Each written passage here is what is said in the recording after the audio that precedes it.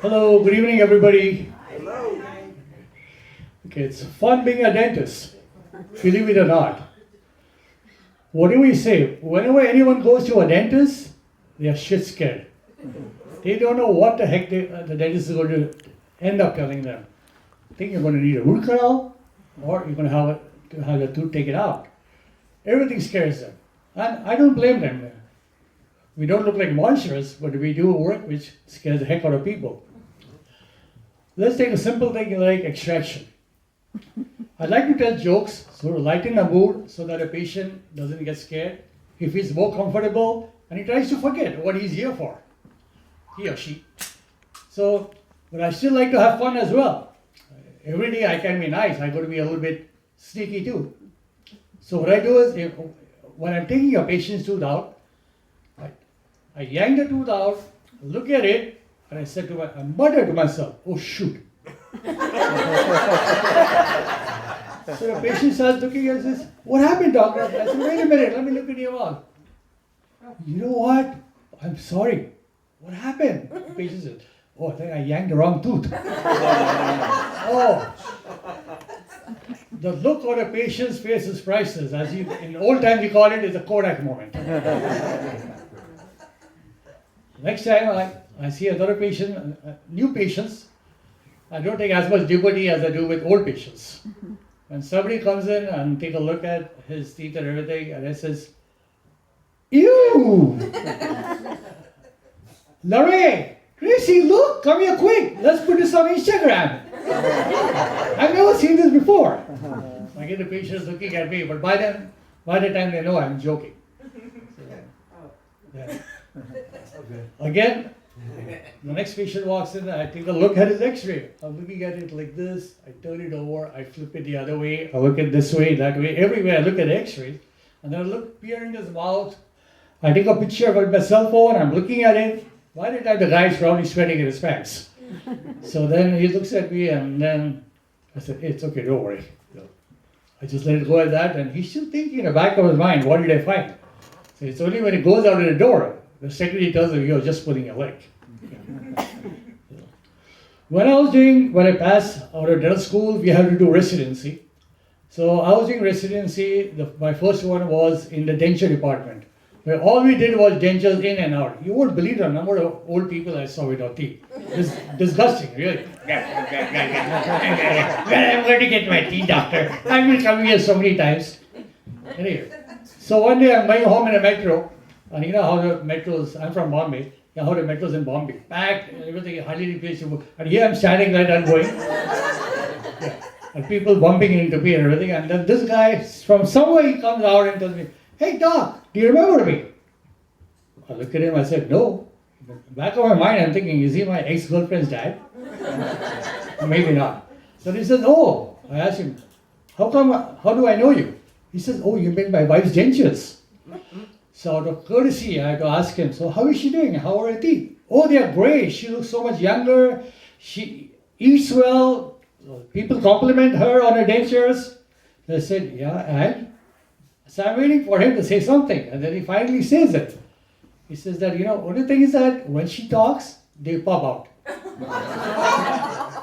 So I said, okay, just bring her in, needs a little bit of adjustment, and she'll be good to go. So he looks at me and says, nah, she talks less, that's better.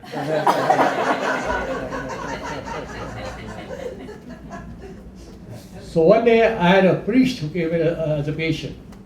So Kiwi, who's the front office girl, she comes and tells me, Doc, Father Mallory is here to see you. I said, oh man, what the heck does he want? Tell him I donated to the church already. So anyway, so he comes in and says, oh, Doc, you got to help me. Son, you got to help me. I'm having a toothache. I said, okay, Father, let's take a look. I look at his teeth and I say, you know what? They all have to be taken out. So we have to plan this. It's going to be like 6 weeks. You're going to be out of church. You can't talk in church. You can't give any preaches, no sermons. So we have to fit the dentures after that. So you're looking a good 2 months away from church. Can you do that? He says, yes, I need to get my teeth. 2 months goes by and then he comes. I fit him with the dentures. He's all excited. Looking at me, how do I look up? I said, oh, you're doing fine. You know. So next Sunday is his first day in church where he's going to give a talk. So he goes in there with all, hello, good morning, I miss you.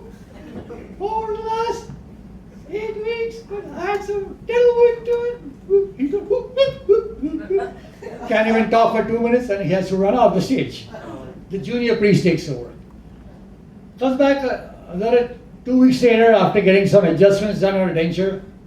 Again he starts talking. Yes, I'm a little better now. I think I can talk. He goes on and no good. Another 5 minutes and he's gone. So waits about a good month or so till he's used to his dentures. One day, finally after 1 month he shows up. Then he goes on and on and on talking non-stop. So finally after an hour, the janitor at the church comes running to him. Father, what? You have to stop. You have to close the church in about 10 minutes. He says, okay. So he winds up his speech and goes, and finally the janitor catches up on him and says, what happened? I can understand the first time, the second time, but today you were talking like for an hour. You never done this before. He says, I don't know what to tell you. When I left home today, I left in a hurry and I put on my wife's teeth by mistake.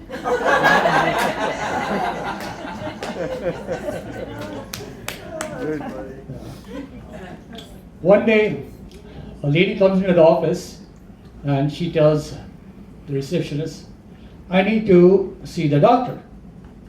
So the receptionist asks her, what do you need to have done? She looks around and there are quite a few people in the waiting room, so she's too embarrassed. It's a hot summer day, the AC is not working.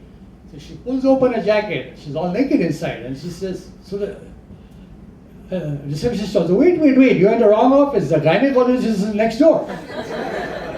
So again she says, no, I need to see the doctor in this office. This is Dr. Joshi's office, right? She says, yes, it is. Okay, so they put her in the room and I'm listening to this from my office. So finally I go and see her and tell her, so how can I help you? She says, 1 second she opens the coat. And again I can see her, she's all naked inside. So I said, miss, are you sure you're coming to see me? I'm the dentist. There's Dr. Joski next door, he's a gynecologist. Yeah, but no, I want to see you. I said, okay, tell me what do you want me to do? She says, I want to have the top 2 pulled and the bottom 1 filled.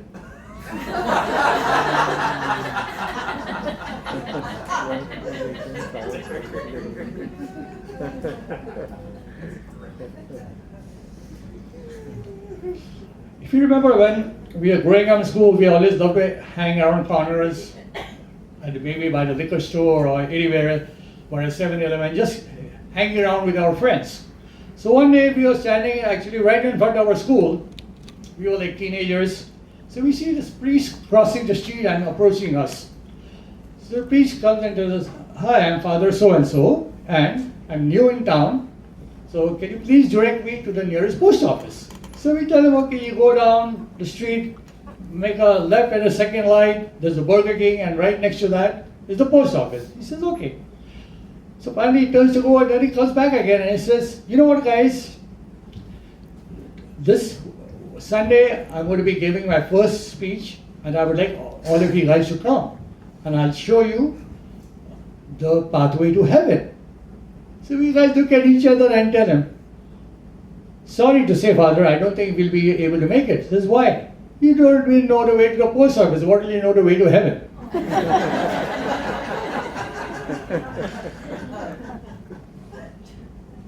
So one day, this man unfortunately dies and goes to heaven. So as you know, they portray St. Peter is there. He has this big manuscript and he's going through it. So he says, what's your name? So he tells him his name. And he says, okay, let me balance your sheet and see where you're going. Are you staying in heaven or are you going to go to hell? So he looks at him, everything, and it says it's like 50-50. You've been half good and half bad. So I'm going to give you a chance. He says, what? I'm going to let you have a tour of heaven for 2 hours. And then I'm going to have you have a tour of hell for 2 hours. And then you decide where you want to go. But once you make your decision, it's final. You can't change your mind. He says, okay. So he goes to heaven, takes a look around. He says people playing the harp, people doing gardening, People just sitting, basically doing nothing. And just everything calm and quiet, no activity, nothing. Just people living a dull, sedentary life. But a relaxed life, people meditating, all that. So he takes a look around, has a tour for 2 hours, comes back. And so St. Peter says, so are you ready now to take a look at hell? He says, yes, yes, of course. So he says, you see that black cloud up there? You go up there, sit on that, and it'll take you straight to hell. Sure enough, in 2 minutes he's in hell. Opens, when he enters in there, the devil opens the door, comes in. The first place that he walks in, he sees a bar. He sees a DJ, people dancing, having fun, drinks flowing, and people just having a heck of a great time. He says, wow, this is interesting. Goes to the next room and he sees a beach in front of him. It's kind of a nudist beach, people walking, frolicking, having fun, hanging out, just doing all the best things you can do on a beach. He goes further down and then he sees in another room, he hears sounds of gambling. So he goes there and he sees people gambling, playing cards, having fun, waitresses coming and serving them drinks, loads of cash, you just take the cash, you put it in a machine and you play, everything. So he looks all around and then he says, I know where I want to be, thinks to himself. So he goes back out and then they escort him back up to St. Peter and he tells St. Peter, it's a no-brainer. Of course I want to be in hell, there's so much fun there. There's nothing going on in heaven. So he says, okay, are you sure you're going to go there? You can't change your mind. He says, no, of course I want to go to hell. So he goes down, they open the door to the hell. The first thing when he steps in, he sees a big fire.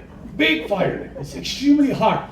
He sees people hanging just on top of the fire, being lowered by the ropes, taken up. All kinds of human torture you can ever think of. So then he goes to the next room, and there he finds people in hot water. They're up and down. They're taking them up and down, and just torturing them in no means. Goes to the third room, he finds people hammering on people's legs and knees like God knows what. So all these kinds of torture he sees. So he rushes back to see the devil. So he says, what happened? When I came last time, I saw all this fun activities, everything. All of a sudden, I see all this. So you know what the devil told him? That when you first came in, you came on as what is known as a tourist or a visitor's visa. Now you are a citizen. Welcome aboard.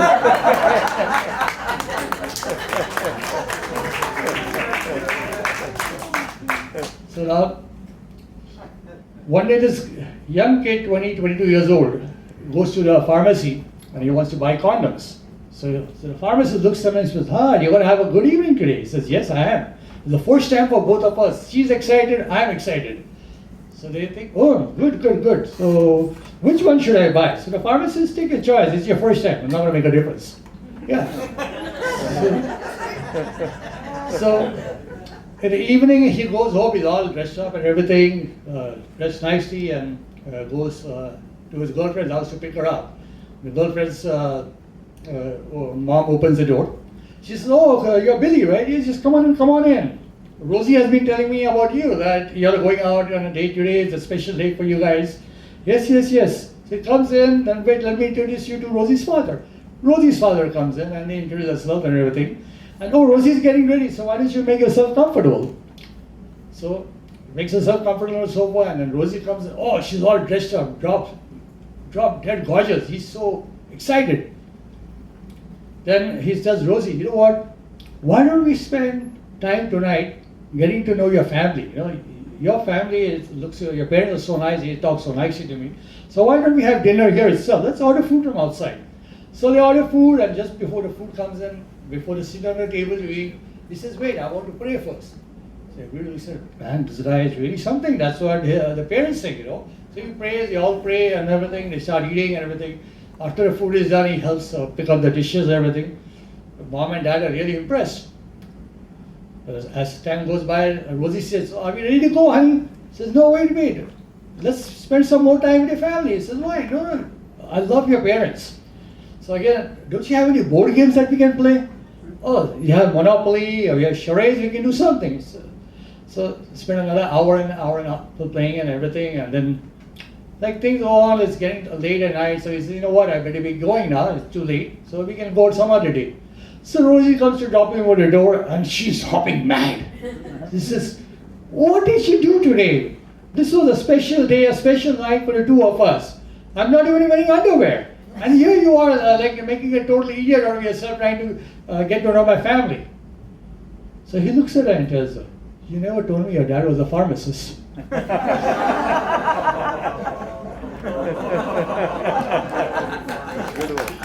So the pharmacist comes out, the dad comes out and gives him a note. Oh, thank you for coming and everything. So and then he goes, in the car he opens a note and it says, no refunds. Good one. One day, a dentist goes to a dental convention. Young looking, good looking dentist. Well, all dentists are good looking, okay? So anyway, and he sees this gorgeous lady doing some marketing, some dental stuff. They hit it out well. And then they decided to go, he asked her, would you like to go out for dinner with me after the show? She says, okay. So they go for dinner, they have a good time, they seem to be getting along really well. So he tells her, would you like to come out to my room? She says, sure, of course, she says.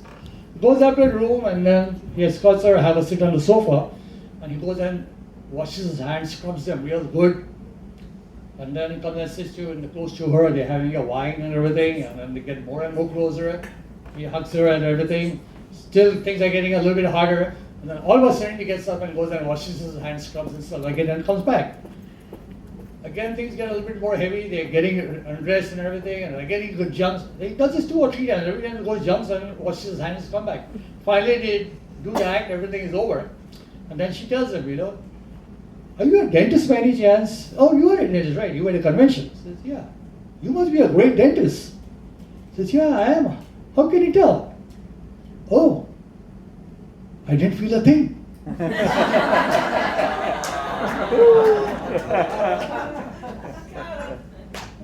This husband goes to work and calls his wife from work. Honey, I had an accident. He says, what happened? I was coming down the stairs, I tripped, I fell, I passed out, and I think I broke my legs. And Tina is going to take me to the hospital. But when I go to the hospital, I don't know what they're going to do. They're going to run some blood tests, but I'm still losing consciousness. Blah, blah, blah. He goes on and on and on. And I don't know when I'm going to lose my leg. I don't know what they're going to find in my brain. Keeps going on and on. And then he says, wife says, who's Tina? Thank you.